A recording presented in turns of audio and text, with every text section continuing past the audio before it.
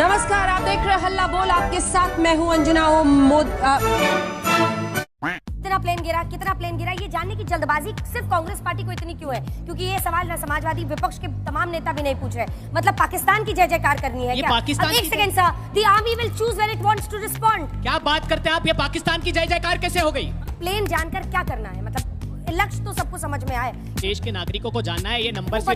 सुनिए ना, इसलिए छिपा रहे हैं कि मोदी सरकार की और मोदी जी की छवि खराब ना हो। जब आप बात किसानों की करते हैं तो किसानों ने 13 महीने तक सड़कों पर किया था, आंदोलन किया था और 700 से अधिक किसान उसमें मारे गए थे। तो आपकी सरकार कहाँ थी उस टाइम? मेरा सामान्य सा प्रश्न है विपक्ष से कि क्या सिर्फ विपक्ष की भूमिका यही रह गई है कि वो जो हमारे देश के अभी जो प्रधानमंत्री है उनका सिर्फ विरोध करते रहे, कि वो सिर्फ मोदी हैं? उनके 11 साल के कार्यकाल की कोई भी एक भी ऐसी उपलब्धि हो जिस पर आपने खुल करके समर्थन किया हो? कोई भी एक उपलब्धि आपके द्वारा नहीं मिलेगा। सिर्फ आपने लोगों को बरगलाने का काम किया है। हमारी जो ये यूथ है, हम आपके झांसे में नहीं आएंगे, नहीं आएंगे, नहीं आएंगे। भदौरिया जी को सवाल ये है कि पिक्चर चालू करो बे। खड़े करना नहीं, गंभीर सवाल में एक सवाल मेरा भी है, थोड़ा सा सुन लीजिएगा, उसका जवाब जरूर दीजिएगा। कितना प्लेन गिरा ये जानने की जल्दबाजी सिर्फ कांग्रेस पार्टी को इतनी क्यों है? क्योंकि ये सवाल ना समाजवादी विपक्ष के तमाम नेता भी नहीं पूछ रहे। मतलब पाकिस्तान की जय जयकार करनी है क्या? पाकिस्तान एक second sir, the army will choose when it wants to respond. रुक, तेरे को बताते तेरी। क्या बात करते हैं आप? ये पाकिस्तान की जय जयकार कैसे हो गई? अभी मुझे बताइए ईरान कैसे हो गई? अरे कैसे नहीं हो गई? यूक्रेन ने रशिया पर हमला किया, रशिया ने पाकिस्तान को भारत ने कहां मारा, हमारे देश की सेनाओं ने कहां मारा? ये क्यों नहीं पूछते? अगर तुम ये पूछो हमारे लोग कहां मरे? अरे कौन भौंक रहा है ये बदतमीज? पाकिस्तान की भाषा बोल रहे हो। बेसिक चीज मैं एक बड़ी गंभीर बात करना चाहता हूं। जो हमारा अमेरिका ने आज क्या किया है, आसिम मुनीर को चीफ गेस्ट बनाया है। उस 250 वर्षों की सेना के हो रहे हैं। चीन जो है वो एक नया ट्रिनिटी 5th जनरेशन के विमान पाकिस्तान को देने वाला है, एयर डिफेंस सिस्टम देने वाला है। और जो जितने भी विश्व के देश हैं, आज एक सवाल का जवाब भारतीय जनता पार्टी के प्रवक्ता दें। जितने हमारे सांसद गए थे विदेश में, क्या यह कूटनीति की असफलता नहीं कि एक भी देश ने यह रिजोल्यूशन पास नहीं किया कि हाँ पाकिस्तान आतंकी देश है? किसी ने नहीं कहा, सबने पाकिस्तान को नवाजा। इस पर मैं सवाल उनसे पूछ लूंगी। प्लेन जानकर क्या करना है? मतलब लक्ष्य तो सबको समझ में आए। रहा नहीं जाता, तड़प ही ऐसी है ना। तुम गू खा के ही मानोगे।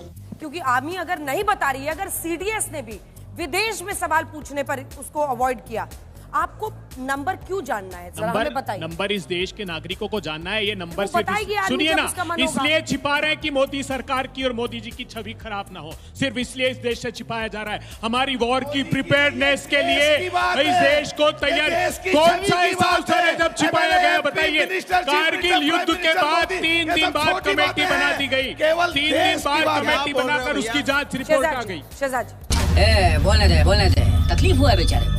बोल। देखिए, दूसरे देश क्या करते हैं अपने हित को देखते हुए वो छोड़ दो। हमारी सरकार ने 26/11 के बाद पाकिस्तान को मोस्ट फेवर्ड नेशन स्टेटस दिया था। हमारे वो मोदी सरकार ने हटाया। अभय जी आप बोल दीजिए, मैं नहीं बोलूंगा। अभय जी, मैं ऐसे समय पर अंजना जी मेरी बारी थी, उन्होंने आपके विषय नहीं बोला। आज आप भी नियम तोड़ रहे हैं सर, अच्छी बात। अंजना जी, चाहे मुझे कम मौका मिले, चाहे मेरे प्रतिद्वंदी को लगे वो जीत गए, पर मैं डिबेट की मर्यादा नहीं खराब हो रहा है। मैंने ये नया नॉर्मल हम ही स्थापित करेंगे गुड बिहेवियर का। मैं रिक्वेस्ट कर रहा हूँ, मेरी बात में बीच में जल्दी बोलिए शहजाद जी। नहीं, मैं अपने समय से बोलूंगा। मैं वाह क्या एक्टिंग कर रहा है। से बोलूंगा। मैं बताता हूँ आपको कि इनको क्यों जानकारी देनी है। क्योंकि बच्चों, आपको पता है 1974 में जब हमने न्यूक्लियर टेक्नोलॉजी हमें मिली थी, तब इंदिरा जी पाकिस्तान को बताना चाहती थी पार्लियामेंट की चर्चा में। 94 में ये लोग ऐसे एग्रीमेंट को रेटिफाई कर गए कि भारत के ट्रूप मूवमेंट्स बताएंगे पाकिस्तान को। आप बताइए 71 युद्ध हुआ, उस समय पर भी 71 युद्ध में भी ऐसा तो नहीं है कि भारत की सेना का कोई नुकसान नहीं हुआ, पर वाजपेयी जी ने कभी सवाल ये नहीं खड़ा किया कि सेना का पराक्रम कैसा था। हमने उस समय की सरकार को भी और सेना को भी मजबूती से हमने समर्थन दिया। यही अंतर है इनमें और हम देश के साथ ये परिवार। ये सवाल ताली मत बजाइए, क्योंकि देश के साथ और परिवार के साथ वफादारी करना अलग है। पाकिस्तान के कान में जाकर कहा सवाल पूछते। At the start of the operation कि हम मैं पक्ष से सवाल पूछना चाहता हूँ। इसलिए जब आप बात किसानों की करते हैं तो जब आप बात किसानों की करते हैं तो किसानों ने 13 महीने तक सड़कों पर किया था, आंदोलन किया था और 700 से अधिक किसान उसमें मारे गए थे। तो आपकी सरकार कहाँ थी उस टाइम? ये बड़ी अच्छी बात कही आप। मैं आपके दोनों बिंदुओं का सवाल, एक सवाल में दो बिंदु है, दोनों का जवाब देता हूं।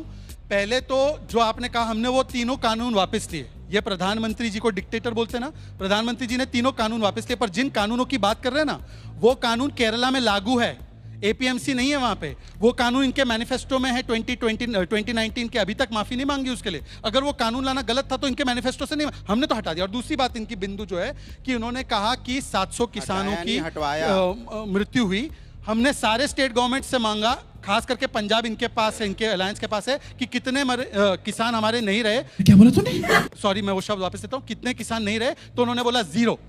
इनसे पूछे कितना आंकड़ा है। अब तीसरी बात, प्लीज मैंने आपके बीच में नहीं बोला। मैंने आपको अंजना जी, मैं राज्यों से सूची मांगी गई थी, उन्होंने अगर नहीं दिया तो एक लास्ट पॉइंट जल्दी से पूरा कीजिए। लास्ट पॉइंट बच्चे को बताना चाहता हूँ।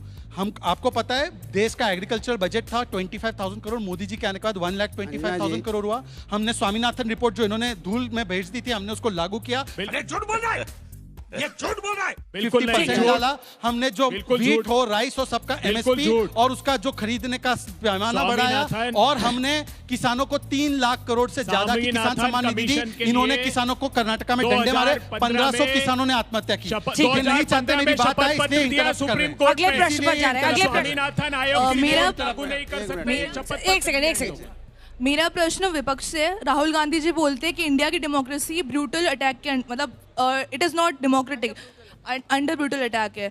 तो डेमोक्रेसी वहाँ होती है जहाँ पे लोगों के पास चॉइस होती है। आपकी पार्टी किसी भी मुद्दे के ऊपर सोल्यूशन नहीं देती, सिर्फ उसको, पक्ष को हर चीज़ में बोलती रहती है आप गलत कर रहे हो। जब आप हमें सोल्यूशन दोगे तभी तो यू चूज कर पाएगी आपको। समर्थन, शांति बच्चा शांति। समर्थन मूल्य का, डेमोक्रेसी को आप ही कमजोर कर रहे हैं। समर्थन मूल्य का कानूनी अधिकार देंगे आते ही।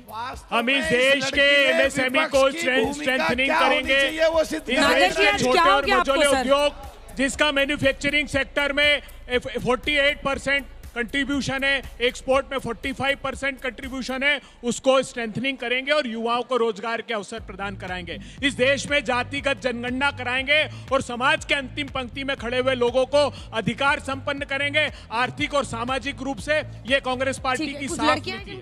बात तो सही है। आपको सवाल पूछना है, आपको पूछना था नहीं।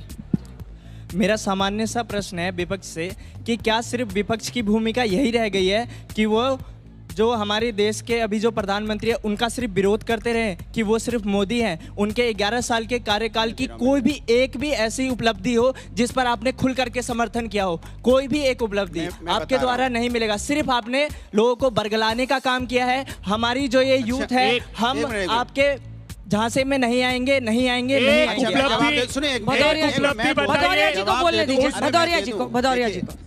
सवाल यह है कि अभी उस बच्चे ने पूछा था किसानों की मौतें हो गई, इन्होंने तबाह, क्या जो किसानों की मौतें हुई उनके परिवार को, किसी के बेटे को बाप दोबारा मिल जाएगा? बताइए आप, मैं पूछना चाहता हूं, किसी के माँ को बेटा दोबारा मिल जाएगा जिन किसानों की मौतें हुई है? आपको बिल वापस आपने लिया क्योंकि विपक्ष आड़ा, विपक्ष किसानों के साथ खड़ा हुआ, तब जाके आपने बिल वापस लिया है। शर्म करो, शर्म। मेरा सवाल अभय जी से है।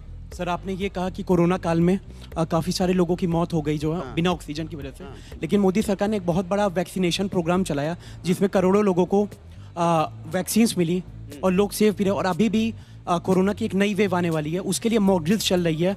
ये राज्य ये देख रहे हैं कि कहाँ पे ऑक्सीजन की कमी है, बेड्स की कमी है, और आप लोग क्या कर रहे हैं? क्रिटिसाइज कर रहे हैं मोदी सरकार को। कोई भी वो करें। मोदी सरकार के आने से पहले 39 करोड़ वैक्सीन हर साल इस देश में मुफ्त में लगा करती थी।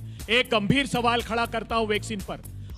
अरे देवा, यूके की अदालत में एफिडेविट दिया उस वैक्सीन बनाने वाली कंपनी ने कि थ्रम्बोसाइटोपेनिया और थ्रम्बोसिस से इस वैक्सीन की वजह से लोग मरे, और उसी वक्त हमारे जो स्वास्थ्य मंत्री है उन्होंने क्लीन चिट दे दी कि इसके कारण कोई नुकसान नहीं हुआ, कोई शोध नहीं करा के।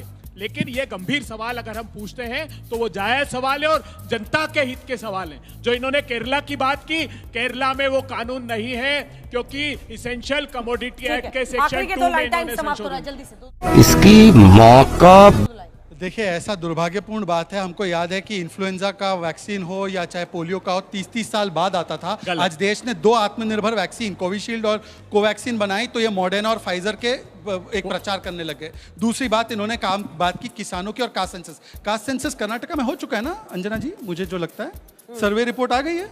अच्छा और लास्ट बात किसान और लास्ट बात अंजना जी अभय जी मात्र 10 सेकंड, मैंने आपके बीच में एक भी बात नहीं बोला। 2 लाइन में अभय जी ऐसा है कि आपने हिमाचल में 10 सेकंड हिमाचल में आपने वादा किया था 1 लाख सरकारी नौकरी का, दूध खरीदेंगे 80 रुपए लीटर, 1500 रुपए महिलाओं को, 300 यूनिट बिजली फ्री और डीजल के दाम घटाएंगे, 7 रुपए बढ़ा दिए और वहां पे 100 रुपए लीटर दूध देंगे फार्मर्स को। कितनों का करे? मैंने तो रिपोर्ट कार्ड गिना अपना पूरा एक चीज गिना। देखिए मेरा सीधा सा सवाल है, जो आपसे सवाल पूछा जाता है तो आप हिमाचल भाग जाते हो, केरला भाग जाते हो।